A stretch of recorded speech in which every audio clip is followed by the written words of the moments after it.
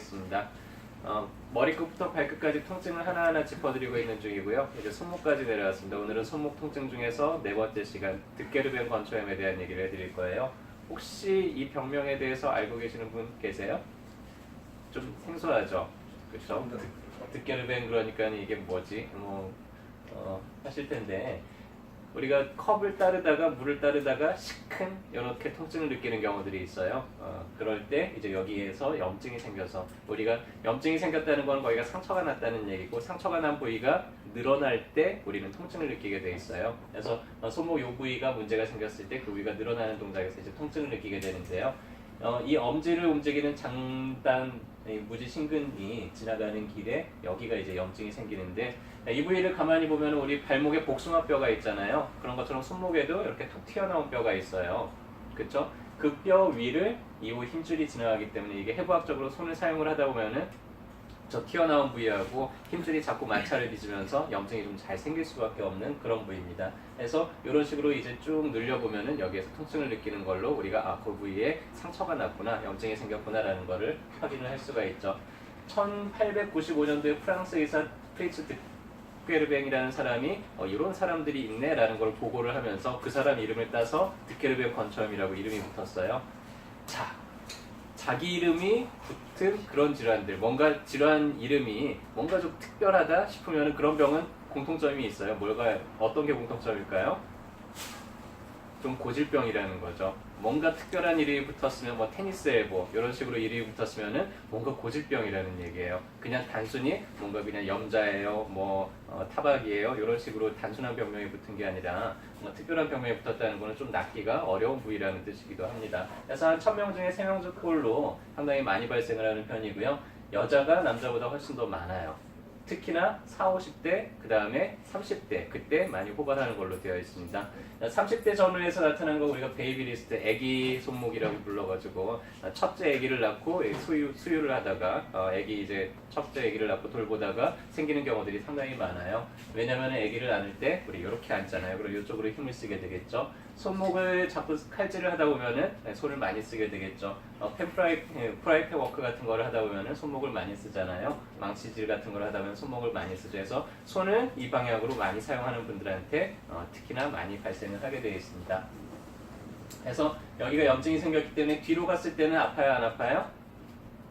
이게 줄어드는 방향에서는 별로 안 아파요. 근데 늘어나는 방향에서는 상처가 벌어지니까는 이때 통증이 생긴 걸로 우리가 알 수 있다 그랬죠. 자, 자꾸 움직여야 될까요? 가만히 있어야 될까요? 가만히 있어요. 나으려면 상처가 아물려면 자꾸 움직여야 돼요? 가만히 있어야 돼요? 가만히 있어야 돼요. 가만히 있어야 되죠. 그래서 평상시에 좀 보호대를 착용을 해서 많이 움직이지 않게 이렇게 보호를 해주는 게 좋은데요. 어떤 종류 보호대를 사용하는 게 좋을까요? 이 세 가지 중에서 어떤 게 효과가 있을까요? 자, 1번, 2번, 3번. 3번이 제일 3번 정답입니다. 네. 이따가 사탕 하나 드리세요. 네. 그래서 엄지가 이쪽 방향으로 움직이지 않게 잡아줘야 되겠죠. 다른 보호대처럼 그냥 손목만 감싼다고 해가지고는 효과가 없어요. 이런 식으로 손목만 감싼다고 해가지고는 잡아주는 효과가 전혀 없죠. 근데 이 보호대는 엄지가 늘어나지 않게 하기 때문에 이 종류 보호대들이 득게르벤 건초염에는 도움이 많이 됩니다. 어깨동무한의원에 있을까요? 없을까요?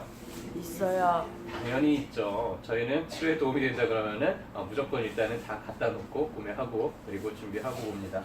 그래서 병원에서는 이게 고질병이라 그랬잖아요. 왜냐면은 상처가 났는데 가만히 있어야 되는데 우리가 손목을 안 쓰고 있는다는 게 되게 어려워요. 그러니까 자꾸 손목을 쓰다 보니까 이게 염증이 가라앉지 않고 몇 년씩 아픈 분들도 많습니다. 그래서 병원에서는 이게 잘 안 나면은 여기를 그냥 이렇게 잘라버려서 여기가 마찰을 좀 덜 빚도록 이렇게 해버리는데 이렇게 수술을 하고 나면 엄지를 피는 힘이 좀 약해져요. 그래서 원래 쓸 수 있는 힘의 한 80% 정도밖에 힘이 안 들어가기 때문에 되도록이면 수술을 않고 낫는 게 가장 좋겠죠. 그래서 수술을 안 하더라도 우리가 손만 좀 아껴주고 자제해주면 충분히 나을 수가 있습니다.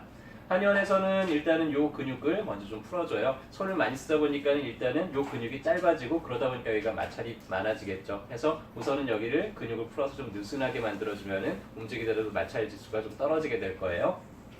그리고 염증을 가라앉혀주는 데 있어서 상당히 빠른 방법 중에 하나가 봉독이에요. 염증을 가라앉힌다기보다는 염증 반응을 더 활발하게 만들어서 빨리 할 일들을 다 끝내게, 공사가 빨리 진행이 되게 돼서 공사를 빨리 마무리하게 되는 그런 개념이 이제 봉독이고요. 그리고 어떤 분들은 너무 재생력이 떨어져 있어요. 이게 상처가 아물려면은 새로운 세포가 만들어져서 재생이 돼야 되는데 그렇게 재생력이 떨어져 있는 경우에는 약을 써서 재생력을 좀 높여주는 처방들이 있습니다.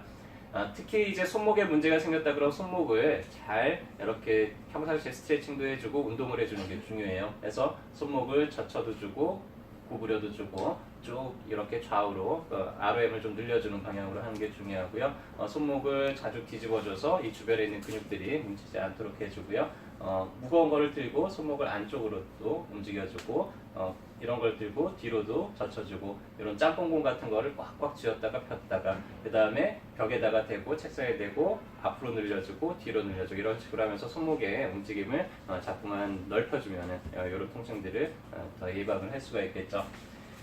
자, 손목이 아프다. 네, 그럼 이제 어디 가면 되겠어요?